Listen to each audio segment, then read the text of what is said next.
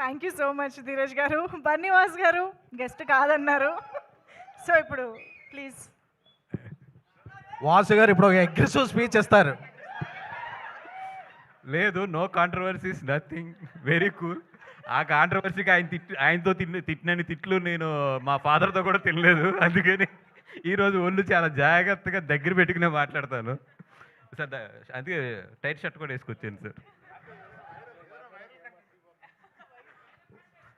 Viral ఇమ్మంటారు, మళ్ళీ ఆయన wire పెట్టి కొడతారు తర్వాత. సో ఇంకొక అట్లీస్ట్ 4-5 నెలలు no virals, nothing, only viral ఫీవర్లు వస్తున్నాయి ఈ మధ్యలో.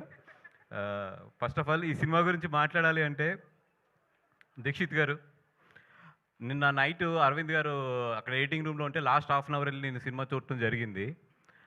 అంటే సినిమా ముందు ఏంటి ఇవన్నీ ఇంకా చూడలేదు కాబట్టి దాని గురించి మాట్లాడతాం కన్నా కూడా లాస్ట్ హాఫ్ అన్ అవర్ నేను చూసింది అయితే నాకు ఆయన అయితే బ్రెయిన్లోంచి పోవట్లేదు లాస్ట్ నైట్.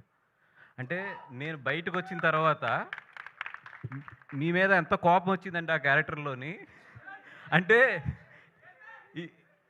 ఏసైనా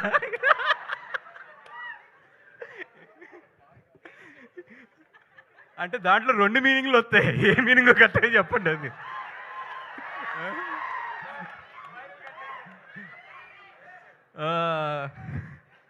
సరే సార్,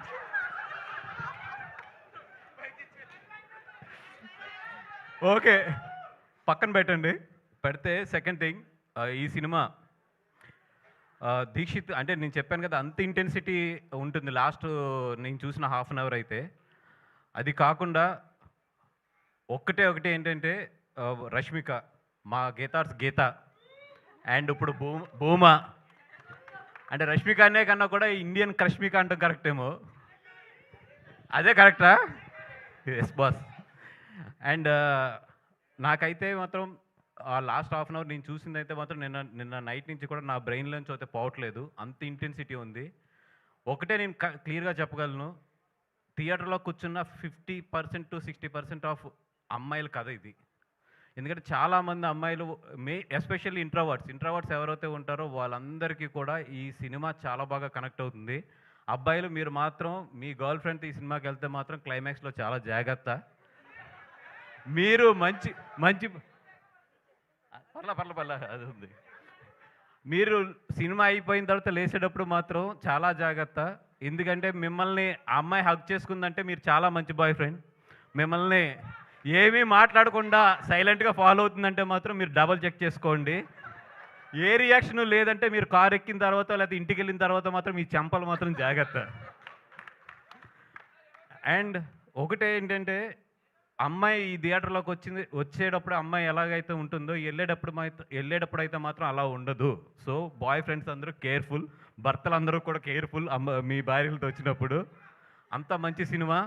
అంటే నిజంగా ఇంత మంచి పాయింట్ని, చాలా సెన్సిటివ్ పాయింట్ని టచ్ చేసిన రాహుల్ సార్.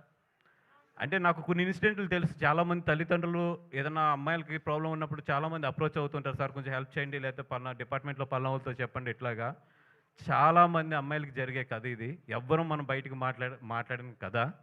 ఆ కథతో రాహుల్ చాలా సెన్సిటివ్ పాయింట్ చాలా కమర్షియల్గా టచ్ చేసి చెప్పాడు. అండ్ నాకు ఎక్కడ విజయకం చూస్తుంటే కుళ్ళు వస్తుందంటే, అరవింద్ గారు నా కాంబినేషన్ ఎప్పుడు కూడా కమర్షియల్ సినిమాలు లేదా ఎంటర్టైన్మెంట్ సినిమాలు మిమ్మల్ని నవ్విస్తూ జాగ్రత్తగా మేము తీసుకుంటూ వెళ్తాం.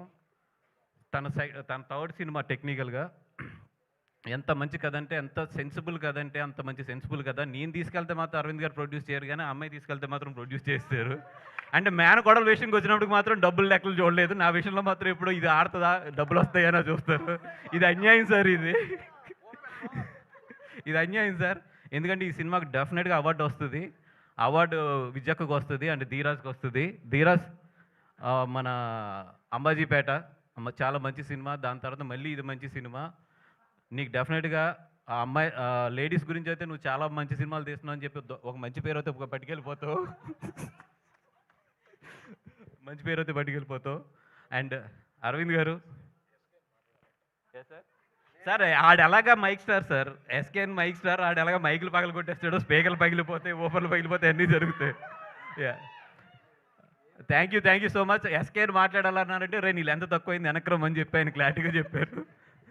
Thank you so much bye. Thank you.